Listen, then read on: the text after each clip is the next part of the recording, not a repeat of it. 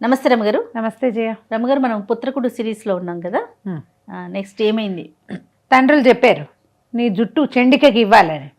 సరే చెండికాలయంలోకి వెళ్ళి ఇవ్వటమే కదా. సరే ఏమన్నాడు, అలాగేలే నేను వెళ్తానన్నాడు. అన్నాక ఒక రథంతో చెండికాలయం వైపుకి బయలుదేరి వెళ్ళాడు. వెళ్ళేటప్పుడు ఏం చెప్పారంటే, చిన్నప్పుడైతే మేము తీసుకెళ్ళి చేయించేవాళ్ళం, ఇప్పుడు నువ్వు అసహాయ సూర్యుడివి, పెద్దవాడివి, మంది మార్బలంతో వెళ్ళకూడదు. ఎందుకంటే మేము ఆనాడు మొక్కుకున్నాడు, మేము పేదవాళ్ళం కదా, అందుకని పేదగా వెళ్ళాలన్నారు. ఊరి అనేసరికల్లా కుర్రాడు ఏమన్నాడు, అలాగేలే వీళ్ళందరినీ ఎందుకు తీసుకెళ్తా, నేను రథం వేసుకుని నేను ఒక్కడనే వెళ్తా, అమ్మవారికి జుట్టు ఇచ్చేసి తిరిగి వచ్చేస్తానన్నాడు. తండ్రుల కోసం 20 ఏళ్ల పెళ్ళిడికి వచ్చిన పిల్లవాడు తలనీలాలు ఇవ్వడానికి ఒప్పుకున్నాడు. సరే బయలుదేరి వెళ్ళాడు, రథం వేసుకుని పోయాడు. ఎవ్వరూ లేరు, తల్లులు ఏదో కొంచెం బిక్కుబిక్కుమంటూ ఉన్నారు, కానీ అంత భయంగా ఏం లేదు, ఎందుకంటే వీడు బాగానే ఉన్నారని నమ్మారు. వీడేమో చండికాలయానికి వెళ్ళేసరికి ఎవరో కొంతమంది దొంగలు అతన్ని పట్టేసుకున్నారు. పట్టుకునేసరికల్లా ఇతను అన్నాడు, నిర్ధనుణ్ణి నేను, నా దగ్గర రూపాయి లేదు, పేదవాడిగా వచ్చాను ఇక్కడికి, కేవలం నేను వేసుకొచ్చిన రథమే పురాతనమైంది, దానికి బంగారు చెడావులన్నీ తీసేసాం, ఏమి లేదు, చక్రరథం అది అనేసరికల్లా వాళ్ళు పెడరెక్కలు విరిచి పట్టేసుకున్నారు. అందులో ఒకడు ఏమన్నాడంటే, ఓరి పుత్రక, మేము దొంగలం కాదురా, మీ నాన్న స్నేహితులు, మేము జూతగాళ్ళం అన్నాడు. అనేసరికి నిర్ఘాంతపోయాడు.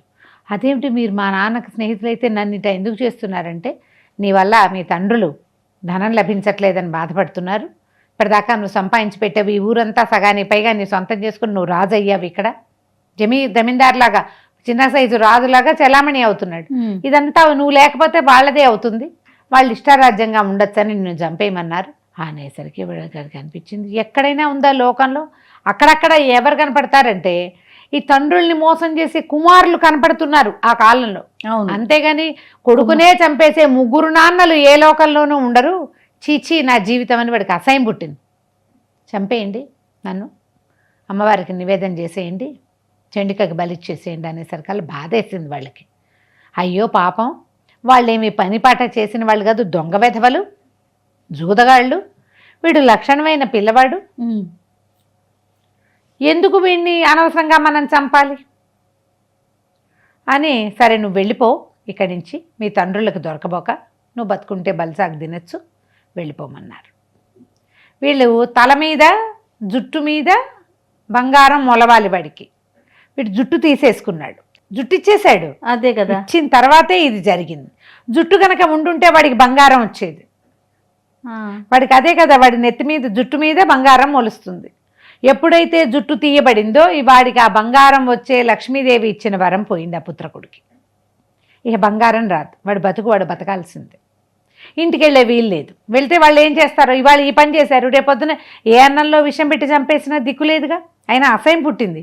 వీళ్ళని వెతికి నేను ఇంటికి తెచ్చి మా అమ్మలకి భర్తృ సౌఖ్యం లేదని నేను బాధపడితే, వీళ్ళు పుత్ర సౌఖ్యాన్ని కూడా పాడు చేసుకోవడానికి సిద్ధపడ్డారే పాడు వేధవులు అని అనుకుని ఇంకా వెళ్ళదలుచుకోవాలి. సరే దేశాటనకని బయలుదేరాడు. ఆ రథాన్ని వాళ్ళకే అప్పచెప్పాడు, తీసుకెళ్ళి నేను చంపేశానని చెప్పండి అంటే, సరే వాళ్ళు తీసుకుపోయి పిల్లని చంపేశామన్నారు. ఇక ఓ తల్లులు దిబోమని ఏడ్చారు. నాన్నలు వాళ్ళు ఇష్టారాజ్యంగా ఉన్నారు. కుర్రాడు మాత్రం దారిని పడ్డాడు, రోడ్డు మీద పడ్డాడు. అక్కడికి ఇక్కడికి మధ్యలో ఆ ఊరు ఈ ఊరు నడిచి వెళ్తూ ఉంటే ఏమైంది, ఎవరో ఒక ముగ్గురు వీళ్ళు కనపడ్డారు, యాత్రికులు. వాళ్ళతో పాటు నడుస్తూ ఎక్కడో చోటకి ఏదో ఒక దారి పట్టాలని వెళ్తూ ఉన్నాడు. ఒక అడవి మార్గం పట్టాక వాళ్ళంతా సహాయం వచ్చిన వాళ్ళంతా పోయారు. ఈ అడవిలోకి తను ప్రవేశించాక అతనికి 2 అన్నదమ్ములు కనపడ్డారు. చెడామడా కొట్టేసుకుంటున్నారు, పోరాడేసుకుంటున్నారు, చాలా వీరం శౌర్యం అవి ఇవి ఉన్నవాళ్లే వాళ్ళు. పోట్లాడుకుంటున్నారు, వాదన తేలకపోయేసరికల్లా ఈ కనపడంగానే వీడు చక్కగా లక్ష్మీ కళ కలిగిన వాడు, చిన్నవాడు. ఎవరండి, ఏమిటి ఇంత అడవిలో ఇట్లా ఎందుకున్నారంటే, ఆ ఊళ్ళో మా తగాద తేలట్లేదు, అందుకని మేము అడవిలోకి వచ్చి ఎంత అరుచుకున్నా ఇక్కడ ఎవడు వెండగదా అని ఇక్కడికి వచ్చావు, నువ్వు వచ్చావు, నువ్వెవరు ఏమిటి అని కనుక్కున్నారు. నేను ఇట్లా ఒక రాజుగా ఉన్నాను, ఏదో సమస్యలో పడి దేశాటానికి వచ్చానంటే, అబ్బో నీవు రాజు అయితే నీకు తీర్పులు చెప్పడం వచ్చేమో, మాకు ఒక తీర్పు చెప్పమన్నారు. ఏమిటంటే, ఒకడి పేరు సుందుడు, రెండోవాడు ఉపసుందుడు.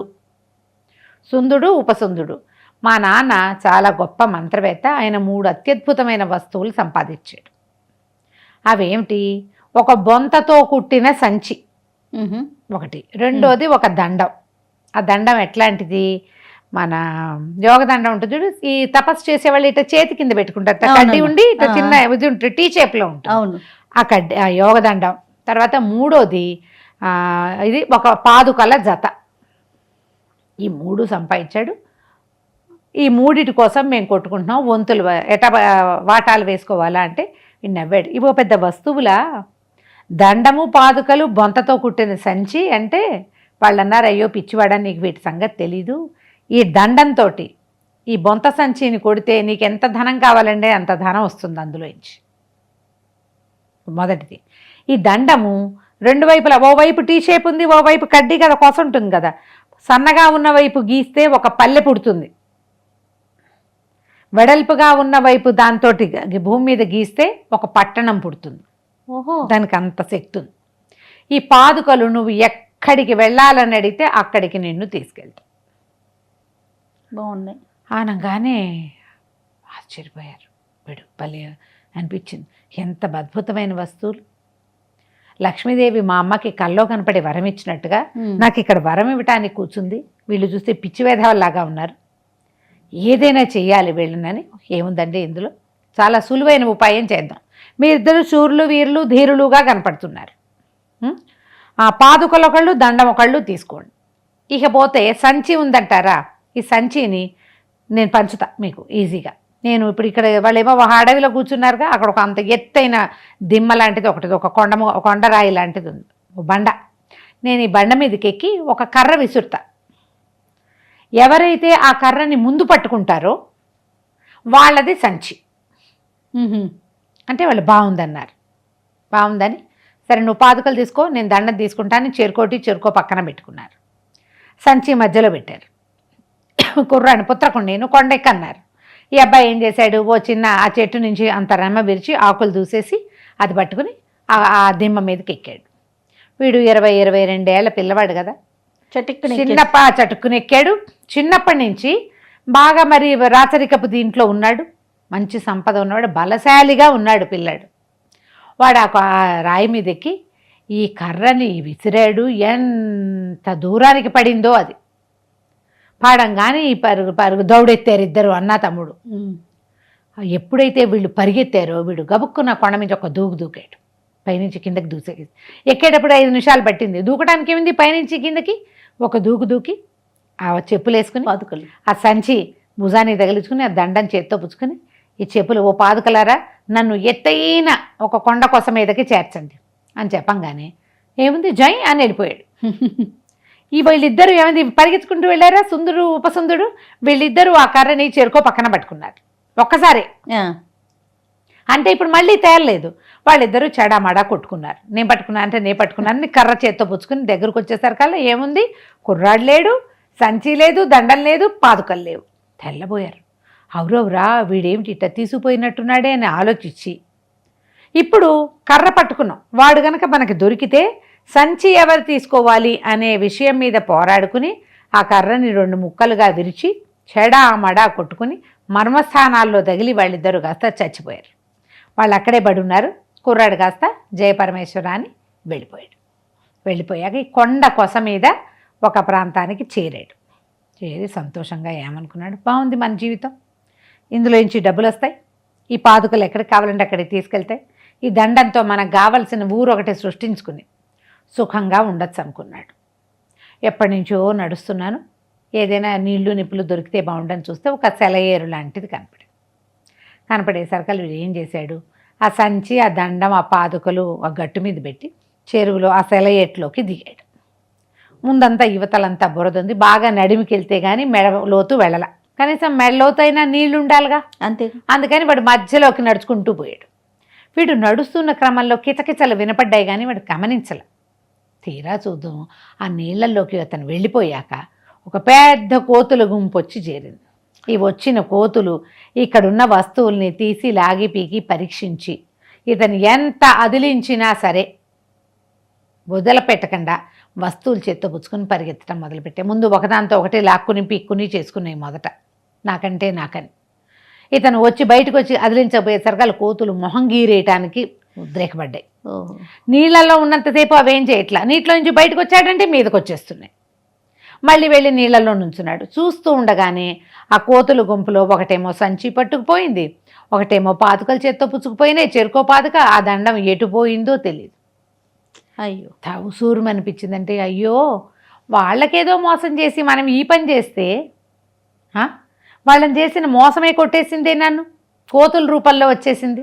అయ్యో నా జీవితం అంత ఆస్తి పాస్తి ఇల్లు వాకిలి ఊరంతా ఉండేమో, అడవుల్లో పడ్డాను.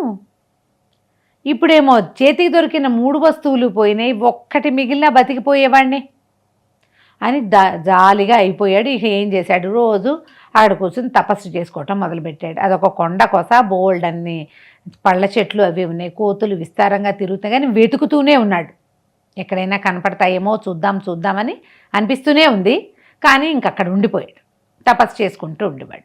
ఒకనాడు ఏమైంది, ఇతను మామూలుగా చూస్తే అక్కడ ఎవ్వరు మనుషులు లేరు, ఏవో చెట్టు చేమ బాగానే ఉంది, సెలయేళ్ళు ఉన్నాయి, పండు కాయకాసులు దుంపలు దొరుకుతున్నాయి, ఏదో తింటున్నాడు ఉంటున్నాడు. ఒకనాడు ఏమైంది, అతను పొద్దున్నే నిద్ర లేచి చెట్టు కింద పడుకున్నాడు. లేచి స్నానం చేసే వేళకి కొంతమంది స్త్రీలు నీళ్ళ దగ్గరికి వచ్చి కనపడ్డారు. ఎట్టా వచ్చారు వీళ్ళు, ఇంతకుముందు లేరే. అక్కడి నుంచి చూస్తే కొంతమంది పశువులు తోలుకుంటూ కొంతమంది వస్తున్నారు. ఆ పశువుల కాపర్లను అడిగాడు, మీరు ఎక్కడుంటారు అంటే, అదిగో మా పల్లె అని చూపించారు. వెనకాల ఒక పల్లె కనపడుతోంది. నిన్న లేదు, ఎట్టా వచ్చింది? బాగా ఆలోచిస్తే వాడికి తట్టింది కోతి మొహంది ఏదో ఒకటి, బహుశా ఆ రెండో వైపు నేల మీద గీరేసింది, అక్కడ ఒక పల్లె పుట్టింది. ఇక ఆ పల్లెలోకి వెళ్ళాడు. ఆ పల్లెలో బోళ్ళంతమంది జనాలు ఉన్నారు. వాళ్ళు ఏదో కొంచెం ఆదరించారు. గొడ్డు గోదా ఉన్నాయి. మామూలుగా పల్లె అంటే ఏముండాలో అవన్నీ అక్కడ ఉన్నాయి. అదే, వాళ్ళందరూ మామూలుగా జీవిస్తున్నారు. వాళ్ళు ఎప్పటి నుంచో ఉన్నట్టుగానే ఉన్నారు. వాళ్ళతోటి ఉన్నాడు వాళ్ళ దగ్గరే. ఎప్పుడైనా తన వస్తువు దొరుకుతాయేమో తను పోగొట్టుకున్నవి అని.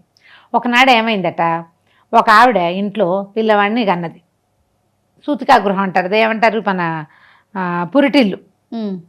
ఆ పురిటింటికి ఊరికే పిల్లాడు పుట్టాడంటే చూద్దామని ఒక అడుగు లోపలికి వేస్తే అక్కడ ఒక చెప్పు వేళ్లాడేసి కనపడింది, ఒక పాదుక. తెల్లబోయాడు ఇతను. ఈ పాదుక అదే చెక్క పాదుక. దడదబా వెళ్ళి దాన్ని పట్టుకునేసరిగా అక్కడ ముసలావిడ వచ్చి, ఎవరబ్బాయి నువ్వు, ఇది సూతికా గృహం, నువ్వు రాకూడదు, బయటకు పో, మగవాళ్ళు ఇట్లా తిరగకూడదు, ఏం చెప్పును పుచ్చుకున్నావేంటే, చెప్పు అక్కడ పెట్టు అని గట్టిగా కేకలేసింది. ఈ చెప్పు నాదే, నేను అక్కడెక్కడో పోగొట్టుకున్నాను, ఇది మీకు ఎక్కడ దొరికింది అన్నాడు. ఆ ముసలావిడ చెప్పే లోపల ఆ పిల్లాడిని కన్నా ఆవిడ బయటకు వచ్చి, మా అబ్బాయి ఎక్కడి నుంచో తెచ్చాడండి, సరే మనకి ఇక్కడ ఏం దొరుకుతాయి, ఇప్పుడే కన్నాను కదా, చెప్పు కనుక కడితే దుష్టశక్తులు రాకుండా ఉంటాయని, ఇది చెప్పులాగానే ఉందని ఇది వేళ్లాడగట్టాం, నేను ఊళ్ళో అడిగాము ఇదేమిటి ఈ పదార్థం అంటే, ఇది కాళ్ళకి వేసుకునేదని చెప్పారు, అట్లాంటివి కడితే దుష్టశక్తులు చూడకుండా ఉంటాయని అది ఇక్కడ వేళ్లాడేసాం. మీ అబ్బాయి ఎక్కడున్నాడు ఏమిటి అని ఆ అబ్బాయిని పట్టుకున్నాడు. ఏరనైనా మీ ఇంట్లో ఒకటి వేళ్లాడేశారు, మీ అమ్మ పురిటికి వాకిల దగ్గర, అది ఎక్కడిది అంటే 4 నెలల క్రితం, ఎన్నాళ్ళు అయిపోయిందో వాడు ఇక్కడికి వచ్చి, ఒక దీని ఒడ్డున దొరికింది నాకు, ఇట్లాంటిది ఇంకోటి ఉండాలి, నువ్వు చూసావా? నేను చూడలేదు, నేను ఒకటే చూసా, బాగుందని ఏదో పట్టుకొచ్చాను చెక్క వస్తువని, అవి ఇవి కొట్టుకోవడానికి బాగుంది, బాదంకాయలో ఏమిటో కొట్టుకున్నాం దాంతో. తర్వాత ఊళ్ళో పెద్ద ఆయన చూసి ఇది కాలికేసుకునేదని చెప్తే, మా అమ్మ ఇట్లా పుట్టాటింట్లో తగిలించుకోవచ్చు, దిష్టి తగలకుండా ఉంటుందని దాన్ని అక్కడ వేళ్లాడ కట్టుకుంది అన్నాడు. తర్వాత ఇతను అడిగాడు, మీ పని అయిపోయాక నాకు ఇవి ఇప్పించవా అని అడిగితే, సరే ఇస్తామన్నారు. పురిటి పని అంతా అయిపోయాక వాళ్ళు ఆ చెప్పు ఎత్తి ఇతని చేతిలో పెట్టారు, ఆ పాదుకని. ఆ పాదుక పుచ్చుకున్నాడు. ఇక రెండో పాదుక కోసం దొరకాలి. ఇక ఆ ప్రతి వాళ్ళకి ఇట్లాంటిది ఇంకోటి ఉండాలి, ఇవి మా గురువు గారి పాదుకలు, నేను ఇవి పూజ చేసుకునేవాడిని, నేను చెరువు దగ్గర పోగొట్టుకున్నాను, మీకు దొరికిందా మీకు దొరికిందా మీకు దొరికిందా అని వెతుక్కుంటూ ఉండేవాడు. ఊరంతా వెతుకుతూ ఉండేవాడు. ఎవరో ఒకళ్ళ ఇంట్లో ఇది దొరికింది, ఇంకొకరింట్లో ఉన్నది, వాళ్ళ ఇంట్లో ఉంది. ఆవిడ రుసరుసలాడుతూ, మా అబ్బాయి ఎక్కడి నుంచి ఏ వస్తువు తెచ్చినా ఎవరో ఒకళ్ళు తీసుకుంటారు, నీకు ఎవరు చెప్పారు మా ఇంట్లో ఇట్లాంటిది ఉందని, తీసుకోపో అని ఎత్తి చేతిలో పడేసింది. ఈ పాదుకలు పెట్టుకునేసరికి గొప్ప సంతోషం వచ్చింది. ఇప్పుడు మనం ఎట్లా చేయాలంటే, నా దండం ఎక్కడుందో అక్కడికి తీసుకెళ్ళమని అడగాలి పాదుకల్ని. ఆ 2 చేతితో పుచ్చుకొని ఊరి మధ్యలో నుంచి బయటకు వచ్చేసి ఊరి చివరికి వచ్చి ఎవరు చూడకుండా చెప్పులు వేసుకుని, ఓ పాదుకలారా ఆ దండం ఎక్కడుందో దండం దగ్గరికి నన్ను తీసుకెళ్ళండి అనేసరికల్లా ఇప్పుడు ఈ లోపల అతను ఒక 4-5 పల్లెలైనా చూశాడు. ఆ 4-5 పల్లెలు ఆ దండం వల్ల వచ్చినవే. అవన్నీ దండం వల్లే వచ్చాయి. అదేలే. ఆ కోతులు ఎవరికి ఎప్పుడు వేటికి దొరికితే వాటికి అవి గీసేస్తున్నాయి కింద. ఏదో చేస్తాయి, అది కావాలని చేయలే. అదే అదే. అలా జరిగి ఆ ఊరు పుట్టేసింది అనమాట. ఆ పుట్టిన పల్లెలు చాలా ఉన్నాయి అక్కడ. ఆ దండము ఒక చెరువు గట్టున ఒక చెట్ల కొమ్మల మధ్యలో వేళ్లాడుతూ కనపడింది. అమ్మయ్య అని అది చెత్తుపుచ్చుకున్నాడు. పాదుకలు దండము దొరికింది. ఇప్పుడు బొంత సంచి ఎక్కడుంది, ఆ ధనం వచ్చే సంచి ఎక్కడుందని మళ్ళీ అడిగేసరికి ఈ చెప్పులు తీసిపోయి ఇతన్ని ఒక ముష్టి వాళ్ళందరూ ఒక చోట ఉన్న ఆ ఒక మర్రి చెట్టు దగ్గరికి తీసుకుపోయారు. అక్కడ బోల్డని సంచులు వేళ్లాడుతున్నాయి. ఈ ముష్టి వాళ్ళందరూ తమ సంచులు ఆ మర్రి చెట్టు ఓడలకి వేళ్లాడేసుకున్నారు. ఆ మధ్యలో బొంత సంచి ఉంది. ఇక వాళ్ళ దగ్గర కూర్చున్నాడు. అది ఎవరిదో తెలియదు, తీస్తే వీళ్ళు ఏమంటారో తెలియదు. కామ్గా కూర్చున్నాడు. సరే వాళ్ళతోటి మాట్లాడడం మొదలుపెట్టేసరికల్లా ఏమండి ఇక్కడ ముష్టి బాగా దొరుకుతాయంటే అన్ని పల్లెలు ఉన్నాయి, ఇది వరకు లేవు, ఈ మధ్య పల్లెలు పుట్టినాయని చెప్పుకుంటున్నారు వాళ్ళు కూడా. పల్లెల్లోకి వెళ్తే ఏదో దొరుకుతుంది, మా అందరికంటే రామజోగికి బాగా దొరుకుతుంది. వాడు ముష్టి డబ్బు తేవటంలో నెంబర్ 1 అందవేసిన చెయ్యి. ఇప్పుడు ఎక్కడికి వెళ్ళాడంటే ఎక్కడో తిరుగుతున్నాడు అన్నారు. ఇప్పుడు ఆ సంచి ఆ రామజోగి అన్న వాడి దగ్గర ఉంది. ఇంతలో కాసేపటికి వాళ్ళంతా ఏం చేశారు, తలా కాస్త ఏదో వండుకున్నారు, వీడికి కూడా పెట్టారు, ఈ పుత్రకుడికి కూడా. వాళ్ళ కోసమే అక్కడ కూర్చున్నాడు. ఆ రామజోగి అనేవాడు వచ్చేసరికల్లా అతన్ని పుత్రకుడు పలకరించాడు. నువ్వు ఎక్కడికి వెళ్ళావు, ఏం చేసావు, ఏమిటి అంటే, ఏం చెప్పను నాయన, ఈ ఊళ్ళల్లోకి వెళ్ళి నాకేదో ముష్టి బాగా పుడుతుందని వీళ్ళంతా చెప్పుకుంటారు.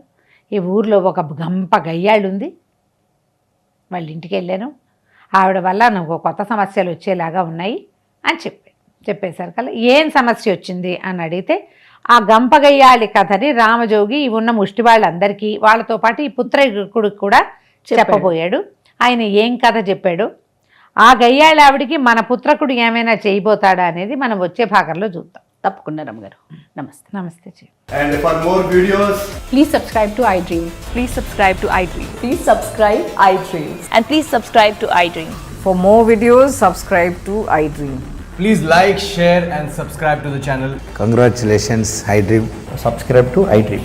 Subscribe to iDream. So subscribe to iDream Media. iDream ki iDream team andarki huge congratulations. Please subscribe iDream Media. Please subscribe to iDream. Subscribe iDream. Please subscribe to iDream. iDream అంటే నా కళల ఛానల్ను సబ్స్క్రైబ్ చేసుకున్నారు, నోరు తిరుగుతలేదు, మీరైతే గంట గుర్తు కొట్టండి. For more such videos, please subscribe to iDream. Subscribe to iDream. Please subscribe to iDream. Please subscribe iDream Media. Please do subscribe to iDream. Please subscribe to iDream Media. For best entertainment and information, please subscribe iDream. And don't forget to subscribe to iDream.